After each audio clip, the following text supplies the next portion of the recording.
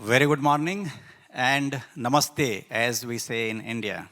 So you can say namaste. Okay. Before I begin my session, I would like to ask a couple of questions to understand whom I'm talking to.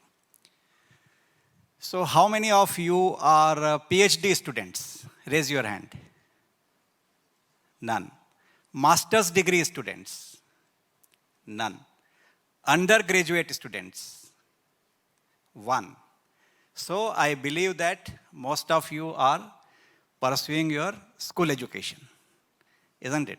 Okay, this is first part. The second part is, how many of you have decided what you want to become in life, what you want to do in life? I will again repeat the question. How many of you have decided that what you want to do or what you want to become in life? Please raise your hand.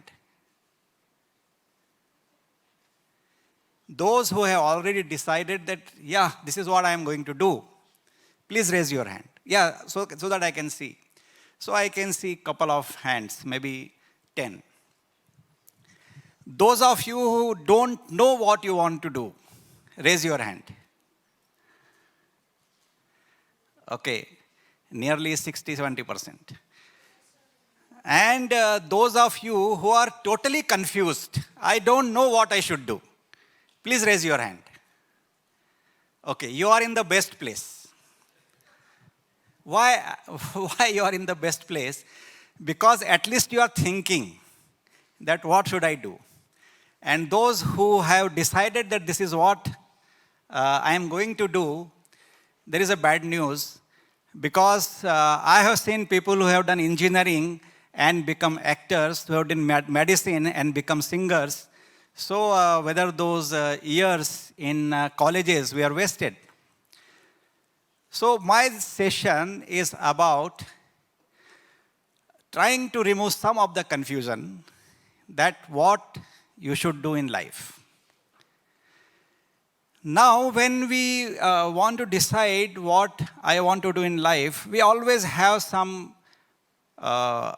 idols in our life. We get fascinated by some people around us, parents, friends, we watch TV, and we think that this is what I need to become. And you start working in that direction. But actually, does it help? I will give you my own example.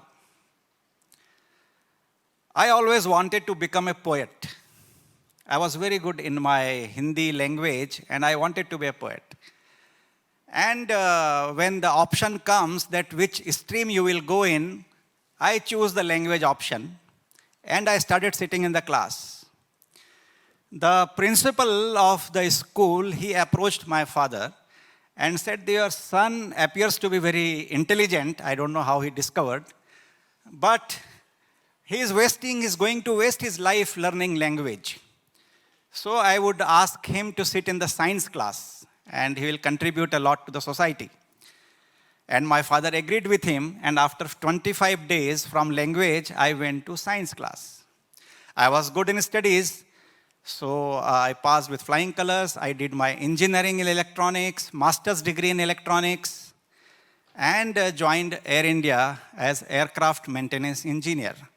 This was my first career. Very well paying job, very glamorous job, dealing with aircraft, moving around the world, attending training at Boeing, Airbus, Collins, Bendix, Aerospatial, you name, and you are exposed to the best of technologies.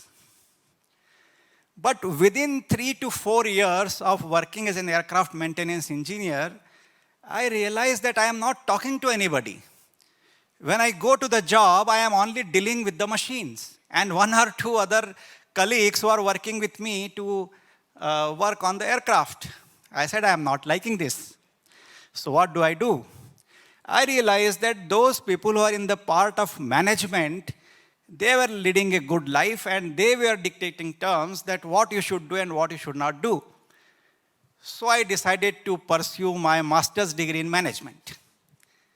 So while working with Air India, I did my master's degree in management. I loved the subject. And my master's thesis was about decision making. And I said, this is very good. So I did my PhD, continued my studies, and I did my PhD in strategic decision making.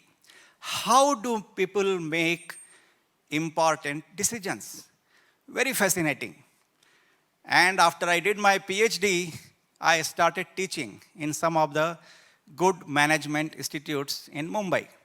So I had a job of aircraft maintenance engineer where I was dealing with the machine 8 to 9 hours a day, not talking to anybody, and then going to the management institutes, talking to bright students like you, and I felt, yeah, this is nice. This is what I love. And what happens? After a couple of years, I decided to leave the job as aircraft maintenance engineers and became an academic at 1/3 of my salary.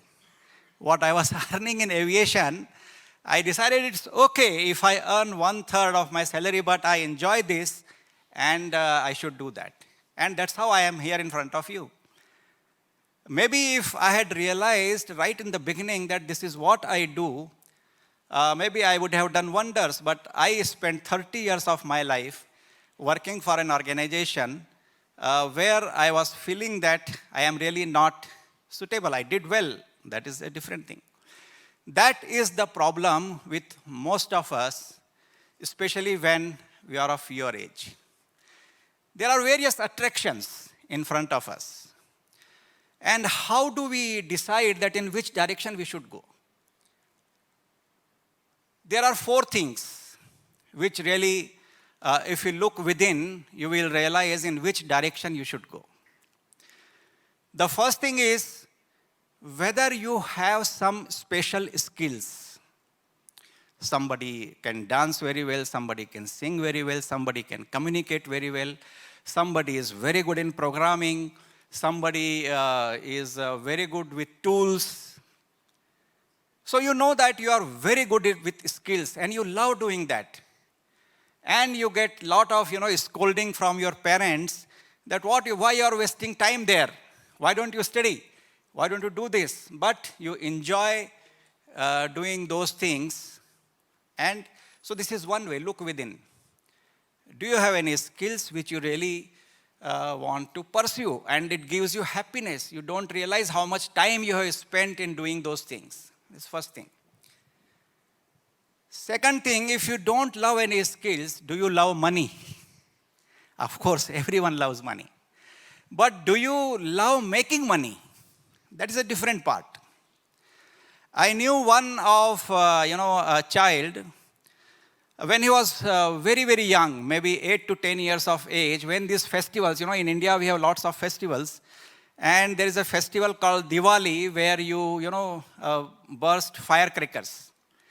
That boy, whatever pocket money he used to have, he will go and buy some firecrackers and will sell sitting on the street. And his parents say, why you are doing that? He says, you gave me 100 rupees as pocket money. I will sell these crackers and I will make 400 rupees. He loved making money. So whatever skills you have, but rather than that, you think that no. So those who are skills oriented, what they are? They are performance oriented. They want to perform at the best of their capability. They are not looking at the results. Even if the audience is clapping and they say, this fellow has done very well, but they realize, no, I made mistakes somewhere else and I must do more and more practice. But those who are little bit wealth-oriented, they are more result-oriented. That if I am going to put this much money in this particular activity, I want to have more and more of it. It is profit orientation. That is what capitalism is about. That's why we are studying here, so that we can get the best of the results and pursue and make good money. So this is, but they really love money, and most of the entrepreneurs and traditional business people, they come from this category. Then there are some people who love power. They want to be the boss. They want to be the leader.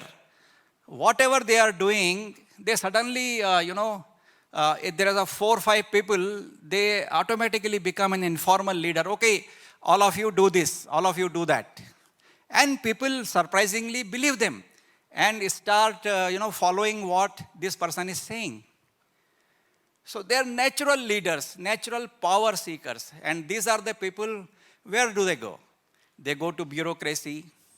They go, where you have power, or you go into politics, or you go into social activism, where, what you are doing gives you tremendous power and gives you happiness. This is third type of people. And fourth type of people are knowledge-oriented. You want to gain knowledge as much as it is available. You can, once you start reading a book, you cannot sleep unless that book is finished. You want to learn more. Once you read a book on some subject, you want to go to the library and get another 5 books on the subject. So whichever is the field of knowledge, you just want to gain more and more knowledge. That's what I did actually. I did my engineering, then did master's degree, then I did my master's degree in management, then PhD, and surprisingly you will know, I also did LLB. I am knowledge oriented. So those who are knowledge oriented, they would like to gain more and more knowledge, and they do research, and they become authors, they become writers, they write columns in newspapers. So these are the 4 intrinsic desires in us, and if we don't understand that, if we don't look within what we want to do. So when I became aircraft maintenance engineer, the job was skill orientation. I was a very good aircraft maintenance engineer, but my natural tendency was not skill orientation work. My natural tendency was knowledge orientation work. So when you have this kind of gaps in what actually you are doing and what you love doing, what you have is stress. The best thing is to decide that, do you want to have that kind of stress in your life by having this gap that somebody is in a professor, or I would say, but he would like to make money. So he loves to be a consultant. He or she is hardly in the classroom because the orientation is wealth creation. So, and that creates stress within the organization, within friends, within other people. So it is very, very important to identify that what actually gives you happiness. This is first, think about the magic career which you want to choose, that you should know this. Now if I go to a little deeper into this, that okay, you have identified that this is what I want to do. Now I look at 3 parameters. As I already said, one is performance orientation. That you want to be a very good performer, whether you are a power-oriented person or a wealth-oriented person or a skill-oriented or knowledge-oriented. Your focus is on performance, whether I am doing well all the time. The second important thing is result orientation. That, okay, maybe I am not performing well, but if audience is liking and I am getting a lot of shows and I am making a lot of money because of that, it's okay if I am not very good. But the results are there. So you are not focusing on the performance. Same thing is about power, same thing is about wealth. If you are in wealth and you are result oriented, you become entrepreneur. If you are performance oriented and you are power seeking, then you become a bureaucrat. But if you are result oriented, you become a politician, because you want to change the life, the way people live. And if you are power oriented, but the third thing is welfare orientation, society's welfare. That no, whatever I do, it is not performance, it is not result, but I want to contribute something to the society. Intrinsically, you think, no, I must contribute something to the society. And these are the people who they are in skill orientation, they become coach, mentor. You see, in many of the universities in US, the coach, football coach, earns more than the vice chancellor, rector of the university. So money is there in every profession, but if you are skill orientation and you want to contribute to the society, you become a mentor, a coach, if you are a skill orientation person. If you are a wealth oriented person, you start contributing money to charity. There are very big charities, so you have made money, you are wealth orientation, but you want to change the society. So you are not result oriented, you are not performance oriented, you are society welfare oriented. Similarly, in power orientation, if you are society oriented, you become social activist. You become part of some NGOs. You want to do something. In your free time, you are always moving in those areas where you can contribute something to the society. Knowledge orientation is a little bit tricky. If you are performance oriented, a knowledge person, then what you become? I have seen many such people. This test I have conducted to more than 100,000 people, and it actually gives this orientation of those who take the test. So what I have found out, that those who are knowledge-oriented person but performance-oriented, they become journalist, they become critic. They are criticizing the performance of others. Somebody has made a beautiful movie. Currently I think Wakanda or something going on. People have acted very well. The producers invested a lot of money, good direction, but you read the critics, they will give 3 star, 4 star. It is not good. Something music was not good. They are looking at, so they have knowledge about filmmaking, they have knowledge about the whole industry. So that becomes their profession. They will go to a performance, opera or a music, and they will start criticizing. Journalist, you have political journalists, they criticize politicians. You have economic journalists who write an economist and criticize the whole world about how the economy is going bad. So if you are knowledge oriented and performance oriented, this is the kind of career you should be looking at. And if you are knowledge oriented and you are result oriented, you become a consultant, you become a professional, you become chartered accountant, you become a lawyer, you become a judge.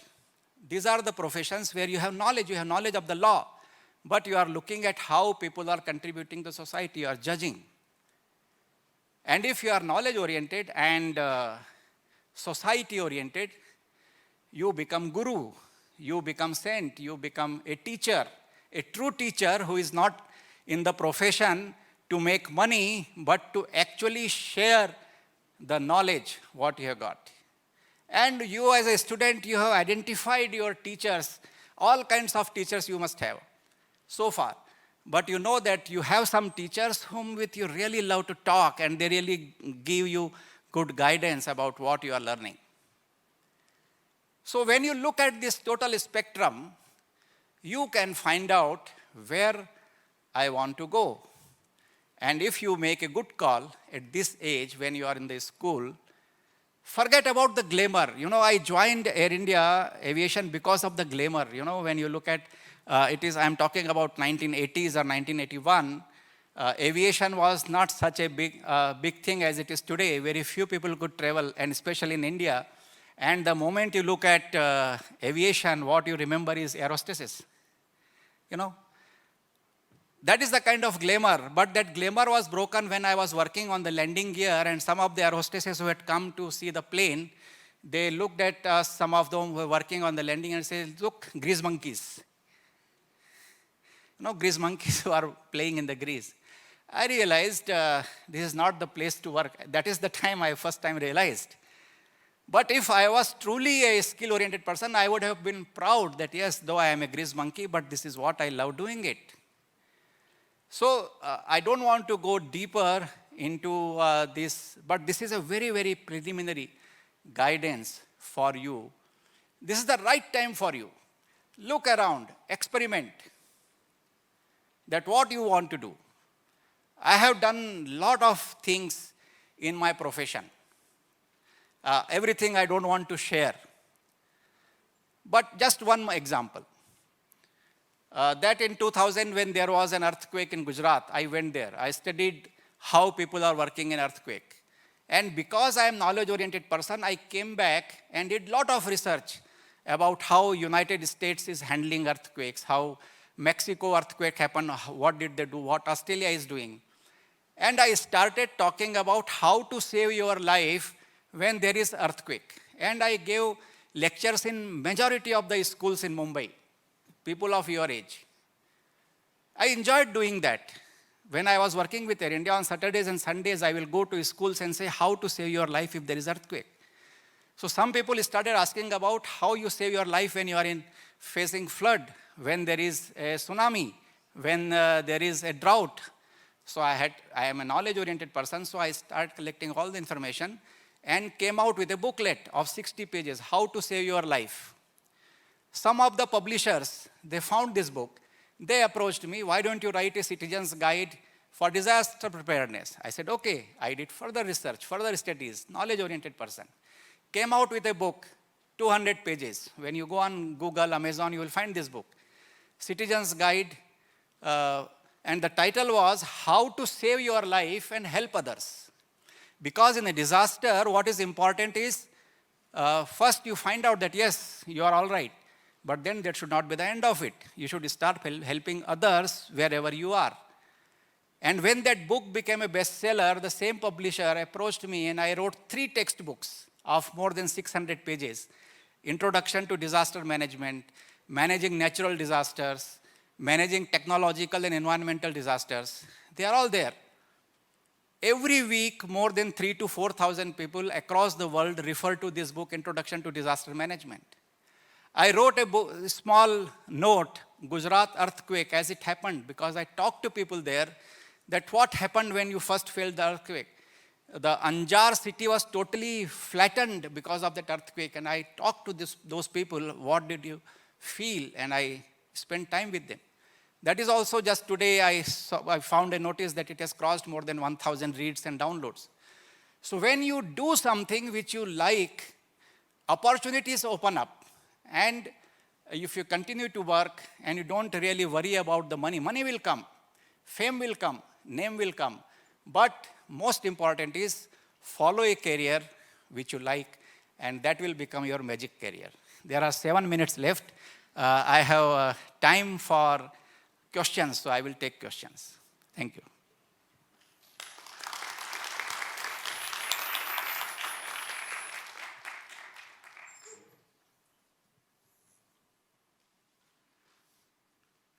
Those who are most confused, they can begin first. Yeah, okay. Yeah, there. Thank you very much for your speech. I would like to ask, do you think that some parts of this guide, some step of it, are most important and that we should focus on more than on the different one? Please repeat again. Do you think that some parts of this guide that you are mentioned are like most important than the others? This guide, disaster management. No, like I mean this path, career career okay. And what we would like to in the future. Okay. You know, it is very, very important to find out what is your true nature, what you really love doing it. Before I developed this tool, I used to be a big fan of MBTI, you know, Myers-Briggs personality indicator. But what I found is once you give the test, they brand you as a particular person. Out of those 16 blocks, you say I am not criticizing, this is not the platform to criticize, but I realize that they are treating you like an static identity, whereas you are a dynamic person. You keep on changing, you keep on evolving, and your personalities keep on changing. Based on your knowledge, where you are, the circumstances where you are in, what kind of education you have got, what kind of friend circle you have got. So this particular tool is a very dynamic tool. It gives your personality based on 3 things. One is called spirituality. That is something you want to do good. I believe that not a single person on this earth who exists that who doesn't want to do good. We all have tendencies to do good and help others. This is one basic parameter. But the second very, very important is your desires. You desire for skill, power, wealth, and that becomes, kind of your emotional quotient. That when you are sitting someplace, but you desire something and you get up and you start moving. So that is the work energy, action-oriented energy, which brings you and which forces you to work. So if that energy is for the good of the society, most of the things which we do is for the good of the society. This is the second energy. Sometimes the goodness is dominating and sometimes your selfish desires are dominating. And the third thing which is most important is your own security, your own safety, and I call that resistance to change. Every one of us have some resistance to change, and which is very important. I will give an example. That you have a car. That steering wheel is something like spirituality. When the car is running, you can drive safely on the road, or it can become a killing instrument if you don't care. The second is acceleration in the car. If there is no accelerator, you will be sitting in one place and you will be just moving the steering wheel. So the acceleration actually moves the car and the steering wheel takes you to your destination. Very important. But suppose there is no brake, what will happen? You cannot come out of your garage itself, wherever you have parked, because that brake actually gives you real skill to drive. If you see Hollywood movies, the best of stunt happens of car and bike because of the combination of brake and acceleration. And for any skill-oriented person, whether you are dancing or whether you are speaking or whether computer programming, it is the acceleration and brake. Otherwise, finger is going to A, it will go to Z. Because if there is no proper acceleration and brake, the coordination. So these three things, they keep on dominating us at a different stage of point. Sometimes we want to do good, so we sacrifice some things. Sometimes we want to fulfill our desires, so we work on that. And sometimes we just want to relax and put a brake on whatever is going on. So the dynamic personality we have, and based on that, this model is developed, that what actually our true personality is, our true nature is, and which is the more dominant force in our life, and accordingly, we should choose our career. Does that answer your question? Okay. Maybe one more question we can take, 2 minutes. Yes.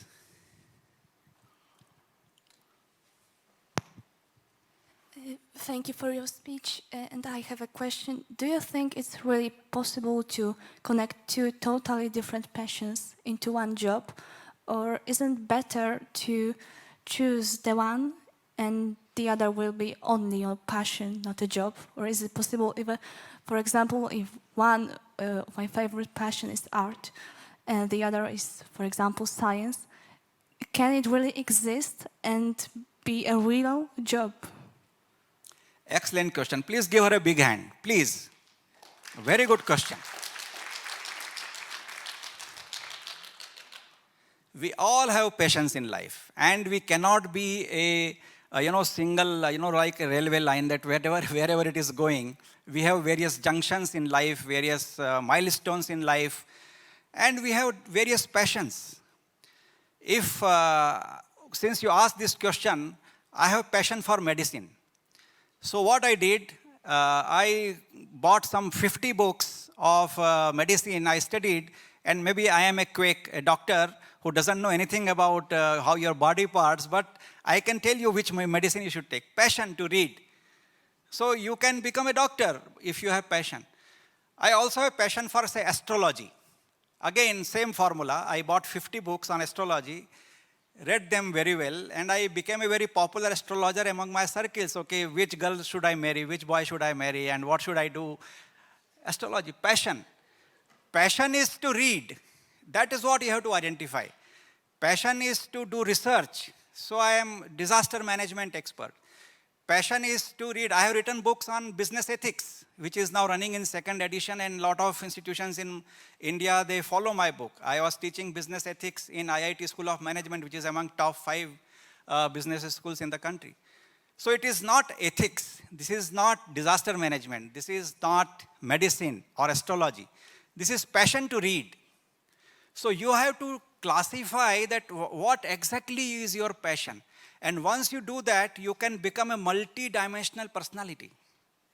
And there's nothing wrong with that. Actually, this is what should happen with everyone. You are not a single dimension person. At least I would say that you should have at least one passion which is reflected in 8 to 10 activities. That you should be good in at least 8 to 10 activities. You should be master in those activities.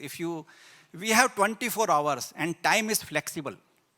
Everyone has got 24 hours and time is flexible. 8, 9 hours which we give for our personal reason. But rest of that, 1 hour you can make use of as it is 10 hours. So much focus, concentration and activity you can put that what somebody is learning and doing in 10 hours, you can do it 1 hour if you do with total focus. So time is flexible. You can do a lot of things. Just when you have done something and you have achieved something, think that I have achieved, it is never that. And you can compartmentalize your mind in various activities and there is going to be no confusion. But the confusion, when people watch you, then they are confused. What exactly this person is. But you know within you that what is my true nature and what I should do. I think no further questions. Yes. Thank you.